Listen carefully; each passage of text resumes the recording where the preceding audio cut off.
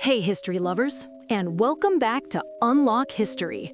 Today, we're plunging into one of the most explosive periods in the Tudor court, the downfall of Anne Boleyn. She's been cemented as the villain of Henry VIII's storied lineage, but what exactly were the crimes that led to her execution on May 19th, 1536? We're pulling back the curtain on the shock accusations that sealed her fate. Adultery with multiple men, including a forced confession from Mark Smeaton, conspiracy, treason against the king, and the utterly heinous charge of incest with her own brother, George Boleyn. It's a tale of lust, love, scandal, and murder. Was she guilty or innocent? Join us as we unlock history and examine the evidence, or lack thereof, against one of the most divisive figures in English history. Don't forget to hit that like button and subscribe. Let's get started. Guilty or innocent? The crimes of Anne Boleyn. It's no secret that Henry VIII had a somewhat complicated dating history.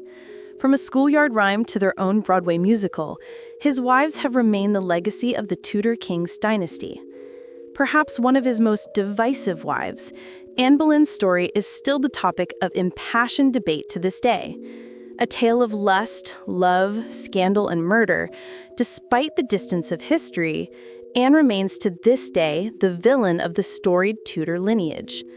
Found guilty of multiple crimes against her husband, Anne was beheaded at the Tower of London on 19 May 1536. But what exactly did she do that led to her death? Anne's rise to infamy began long before her execution.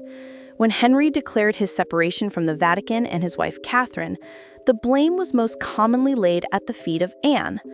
In fact, the motivation for his break from the Catholic Church was one more of legacy than lust. Desperate to have a male heir to inherit his throne, Henry believed that his marriage to Catherine of Aragon was the reason behind his inability to sire a male heir. As Catherine had originally been married to Henry's older brother Arthur, Henry believed that this made their marriage illegitimate in the eyes of God.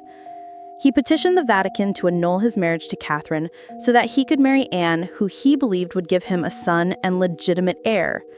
When refused, Henry put in motion the beginning of the English Reformation in order to legitimize his marriage to Anne and ensure that any male heirs she produced could inherit the throne without contestation. Married in January of 1533, after 7 long years of waiting for Henry's divorce, Anne and Henry's marriage was one of adoration and fiery passion. Shortly after their marriage, they would conceive their daughter Elizabeth. Sadly, what followed was a series of miscarriages, stillbirths, and heartache. Trouble in paradise? Severely injured in a jousting accident in January 1536, Henry came incredibly close to death. After being thrown from his horse in full armor, the horse, also fully armored, fell on top of him, leaving him unconscious for 2 hours. Many believe the accident would be fatal, and the stress of losing her husband and king caused her to miscarry. The child she was carrying was the long-anticipated son that both Henry and Anne had prayed for. The fallout from Henry's accident and suspected brain damage marked the beginning of the end for Henry and Anne, and she was executed after being found guilty of 3 separate crimes less than 6 months later. So, what misdeeds did Anne commit in those final months that would warrant her arrest, incarceration, and execution? Adultery. The most well-known of Anne's crimes was her alleged adultery with several different men of the Tudor court.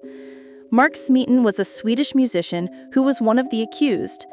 Arrested in April, he eventually confessed to having had carnal knowledge of the Queen. It is believed this confession was the result of torture or emotional pressure, but it carried the same weight nonetheless. His confession led to the further arrest of Sir Henry Norris, the King's own Groom of the Stool, Sir Francis Weston, and Sir William Brereton. Maintaining their innocence throughout, all were found guilty at trial.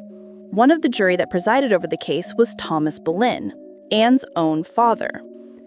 Unfortunately, whilst being held in the Tower of London, the Queen had recounted conversations and flirtations with various members of the court that implicated herself and the men in something more sinister.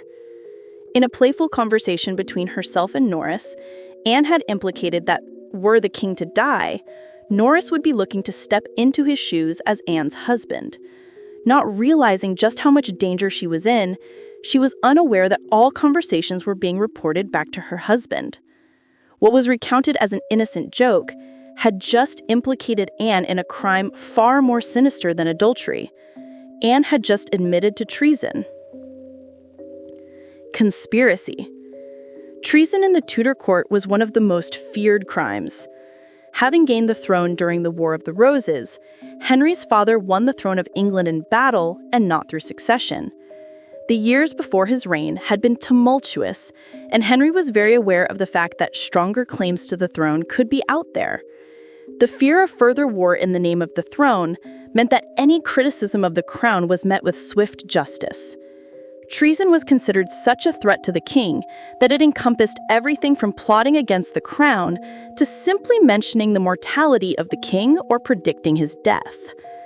The revelations of Anne's conversations meant that Henry now had proof to charge her with conspiracy against the king. Had Henry had any hesitations before about whether moving to execute Anne was the right thing to do, now he had the proof to show that he had been betrayed. Witchcraft and incest. Though already armed with reason enough to execute his queen, the charges Anne faced continued to dishonor and discredit her further. It wasn't enough that she be executed. Her enemies at court wanted to ensure no legacy remained after her death. The rumor that Anne was a witch wasn't a new one, but her incarceration and impending trial fueled stories about her use of supernatural forces to secure her seat in court. From having an extra finger to the rumored deformities of stillborn children, the court reveled in stories of Anne's debauchery. And while her charges didn't include witchcraft, the long list of historic whisperings against the queen helped to pave the way for the final charge levied against Anne, something so heinous that it would discredit her not only in the eyes of her husband, but in the eyes of God. An unforgivable sin. The last of the men arrested and accused of having committed adultery with Anne was George Boleyn, Anne's brother. Having been found guilty in a trial whose jury included his own father, George was executed for conspiracy against the king and for incest. There was no evidence provided to suggest that Anne and George had maintained any kind of incestuous relationship, other than the fact that they spent considerable time together and were seen to be close. However, in finding his son guilty along with the others accused of adultery, Thomas Boleyn had sealed his daughter's fate. The verdict. Despite no solid evidence against her, Anne was executed on the 19th of May, 1536, 2 days before her brother and the other accused. Henry commutated Anne's sentence from burning to beheading and hired a French swordsman renowned for his expertise in executions to ensure a swift execution. Anne gave a short speech upon the scaffold before kneeling to accept her sentence. Henry waited on Tower Hill for the cannons to announce Anne's death, before swiftly turning his horse and riding to Hampton Court for a game of tennis.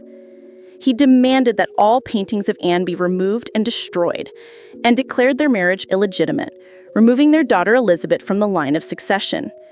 This meant that when Henry married his third wife, Jane Seymour, 11 days later, there was no question about the legitimacy of the match. It was as if Anne had never existed. And that brings us to the shocking end of Anne Boleyn's life.